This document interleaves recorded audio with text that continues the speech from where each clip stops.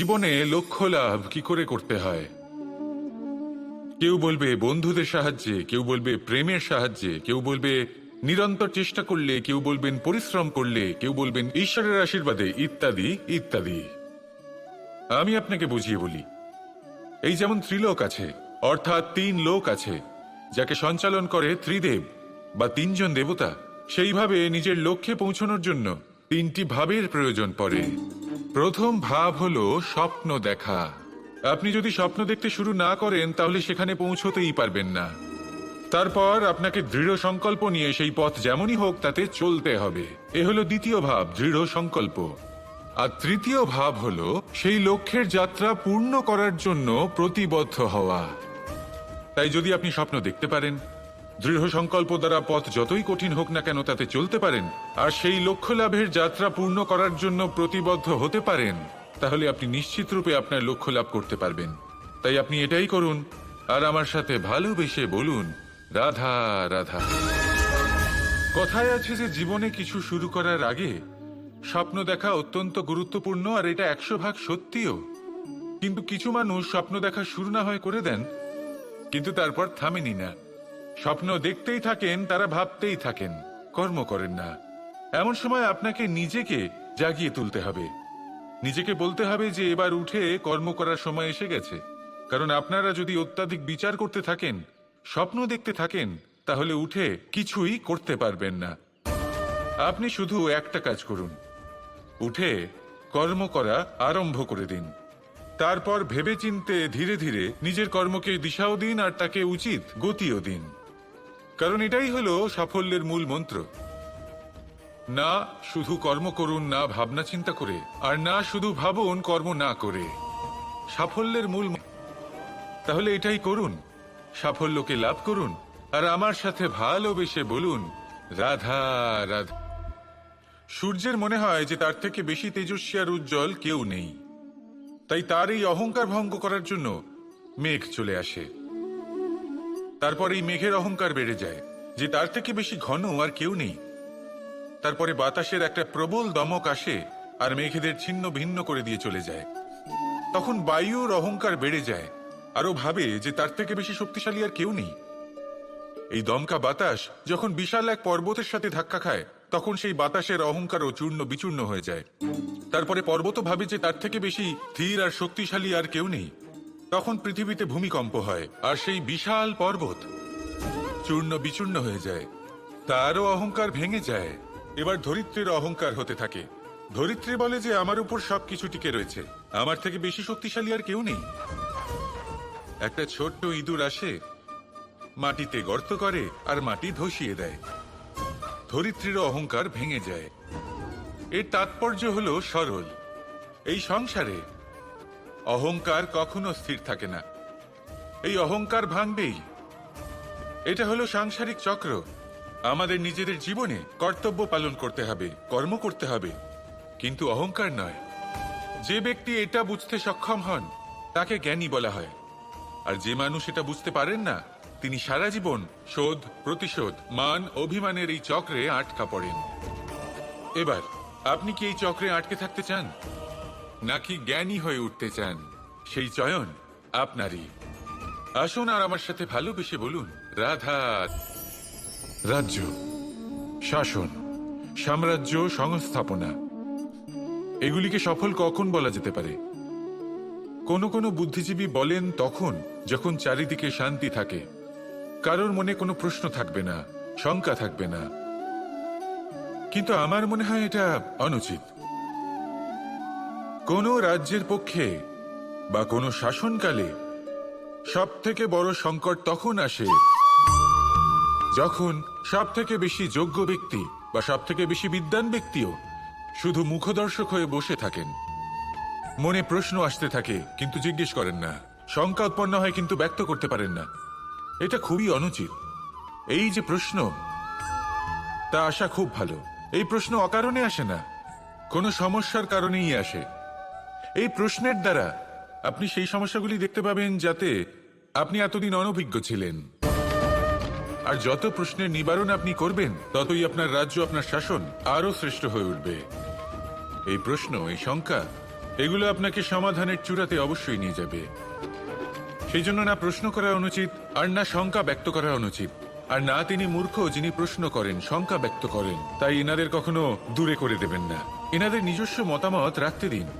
যখন সবাই মিলে একমত হবেন, তখন নিশ্চিত রূপে বলা যায় যে এই রাজ্য, এই শাসন, এই সংস্থাপনা সাফল্যের শিখরে রয়েছে। তাহলে আসুন আর আমার সাথে ভালোবেসে বলুন, রাধা রাধা। প্রকৃতি, নিয়তি কখনোই কারোর সাথে পক্ষপাত করে না, প্রত্যেককে জীবনদান দেয়, সমান সুযোগ প্রদান করে। এটা সেই ব্যক্তির উপরে নির্ভর করে যে সে কিভাবে তার থেকে লাভবান হয়ে উঠবে, তার নির্বাচনের উপর নির্ভর করে, তার দৃষ্টিভঙ্গির উপর নির্ভর করে যে সে কতটা ধনাত্মক বা কতটা নেতিবাচক। দুই ধরনের মানুষ হন। এমন কিছু মানুষ হন যারা প্রত্যেক পরিস্থিতি, প্রত্যেক সমস্যা এবং বিপদে সুযোগ খুঁজে বের করেন। আর কিছু এমন মানুষ রয়েছেন যারা যে কোনো সুযোগে কোথাও না কোথাও থেকে একটা সমস্যা খুঁজে বের করেন। এবার আপনি কি চান? আপনি সুযোগ চান, তাহলে সুযোগ পাবেন। আপনি সমস্যা পেতে চান, সমস্যা তো আপনি চাইলেই খুঁজে পাবেন। চয়ন আপনারই, যে আপনি কতটা ধনাত্মক থাকতে চান, কতটা নেতিবাচক থাকতে চান। ধনাত্মক থাকুন, জীবনে সব কিছু সম্ভব হবে। আসুন আর আমার সাথে ভালোবেসে বলুন, রাধা রাধা। যখনই আমরা কথা বলি জলরাশির বিষয়ে, যখন আমরা তুলনা করি, তখন আমাদের খুব ভালো লাগে মিষ্টি সরোবর, পুকুর, নদী। আর আমরা অপেক্ষা করে থাকি সাগরের জন্য, সমুদ্রের জন্য। কেন করি? কারণ এই সাগর, এই সমুদ্র, এ হলো অত্যন্ত বিশাল আর ভয়ানক। এর জলও কিন্তু নোনতা, যা আমরা পান করতে পারি না। কখনো ভেবে দেখেছেন এই সমুদ্রের অন্তরে এই নোনতা জল, এই নোনতা ভাব, এটা আসে কোত্থেকে? এই যে সমুদ্র, যে প্রবাহমান নদীর থেকে যে খনিজ নির্গত হয়, তার ভান্ডার হলো এটা। সেই খনিজকে নিজের অন্তরে গ্রহণ করে, সেই নোনতা ভাব নিজের মধ্যে সমাহিত করে, আর তারপর সেই নোনতা জল বাষ্পে পরিণত হয়ে উপরে উঠে যায়, যা মেঘ হয়ে আপনার ওপর মিষ্টি বৃষ্টি হয়ে ঝরে পড়ে। এ হলো সমুদ্রের ত্যাগ, যার জন্য আপনি মিষ্টি জল পান করতে পারছেন, সে নদী থেকেই হোক বা সরোবর থেকে। সেই জন্যই হয়তো সাগর হলো এত মহান, হয়তো সেই জন্যই রত্ন সাগরে পাওয়া যায়। তাই মনে রাখবেন, ক্ষমতা তারই হয় যে ত্যাগ করতে জানে, কোনো বিষকে নিজের মধ্যে ধারণ করে নিতে জানে। তাহলে আপনিও এটাই করুন, এতটাই শক্তিশালী হয়ে উঠুন, আর আমার সাথে ভালোবেসে বলুন, রাধা রাধা। বৃষ্টির ফোঁটা কত ছোট, কিন্তু সাগর কত বড়, হিমখণ্ড কত ছোট, হিমালয় কত বড়। কত পার্থক্য আছে দেখুন, দশরথ পুত্র রাম আর শ্রীরাম। দেখুন, একটা ফোঁটা একসাথে মিলিত হয়ে তখন এই বিশাল সাগর তৈরি হয়। সকল হিমখণ্ড যখন একসাথে মিলিত হয়, তখন এই বিশাল মহান হিমালয় গঠিত হয়।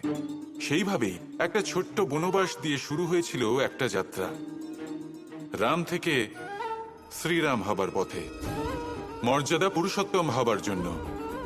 কিন্তু এর থেকে আপনি কি শিখলেন? বিন্দু আসলে মহান নয়, মহান হলো সাগর। হিমখণ্ড মহান নয়, মহান হলো হিমালয়।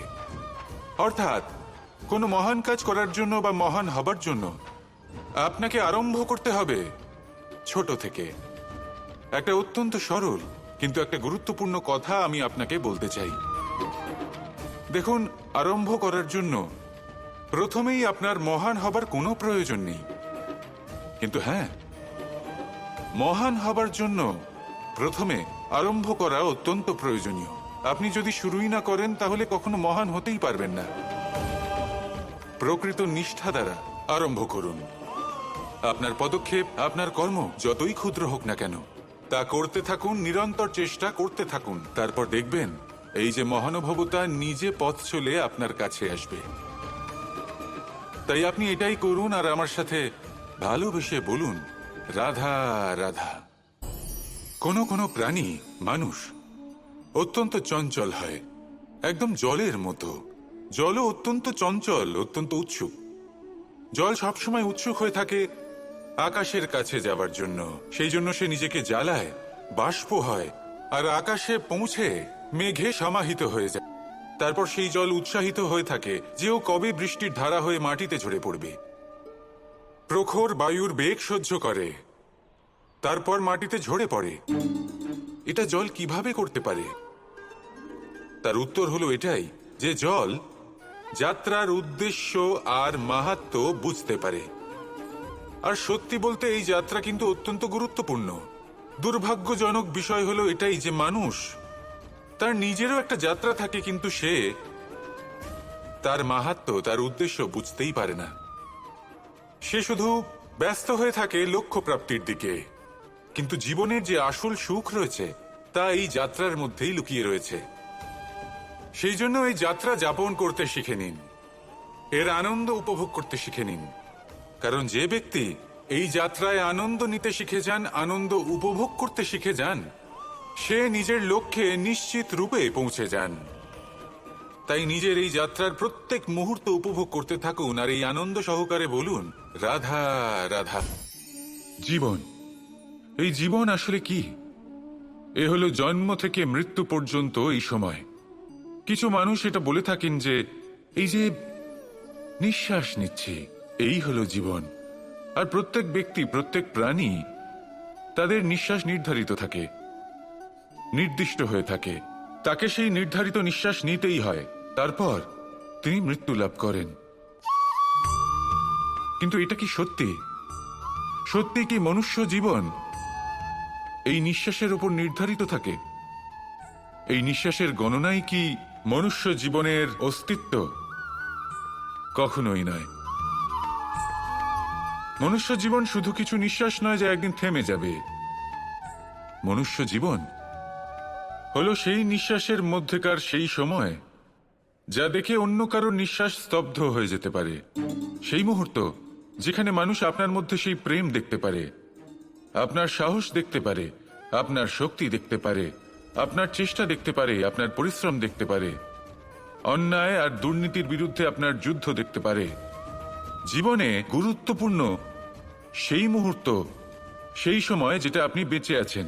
সেই সময়ে আপনি এই সংসারের অন্য ব্যক্তিদের জীবন বাঁচার একটা দিশা দেখাতে পারেন, একটা প্রেরণা যোগাতে পারেন, শক্তি দিতে পারেন, আশা দিতে পারেন। তাই জীবনে এটাই করুন, এমন একটা জীবন যাপন করুন যা অন্যের জন্য আদর্শ হয়ে থাকে। এটাই করুন আর আমার সাথে ভালোবেসে বলুন, রাধা রাধা। কথোপকথন অত্যন্ত গুরুত্বপূর্ণ। এটা প্রত্যেক সম্পর্কের জন্য, বরং জীবনের জন্য অত্যন্ত গুরুত্বপূর্ণ। যদি কথোপকথন না হয় তাহলে আপনি অপর মানুষকে বুঝবেন কি করে, বা উনি আপনাকে বুঝবেন কি করে? এবার কথোপকথনের দুটি পদ্ধতি থাকে। প্রথম হলো আপনি সামনের মানুষের কথাটা বুঝতে চাইলেন। দ্বিতীয় পদ্ধতি, আপনি নিজের কথা সামনের মানুষকে বোঝাতে চাইলেন। বেশিরভাগ সময় এটা হয় যে এই কথোপকথন ঝগড়াতে পরিণত হয়। কেন এমন হয়? কারণ না আমরা নিজের কথা সামনের মানুষকে বোঝাতে পারি, না সামনের মানুষ আমাদের বুঝতে পারেন। এটা কেন হয়? কারণ আমরা সামনের মানুষের কথাটা শুনি, কিন্তু সেটা বোঝার চেষ্টা করি না, তাকে উত্তর দিতে চাই। জীবনে সামনের মানুষের কথা শুনুন তাকে বোঝার জন্য, দেখবেন সব ভালো হয়ে যাবে। কারণ যে কোনো প্রশ্নের উত্তর আর যে কোনো উত্তরের আরো একটা প্রশ্ন, এটা শুধুমাত্র ঝগড়া সৃষ্টি করে। বরং সামনের মানুষের কথা শুনবেন শুধু তাকে বোঝার জন্য, তার কথা বোঝার জন্য। এই কথোপকথন প্রেমকে জন্ম দিয়ে থাকে। তাহলে আপনিও এটাই করুন আর আমার সাথে ভালোবেসে বলুন, রাধা।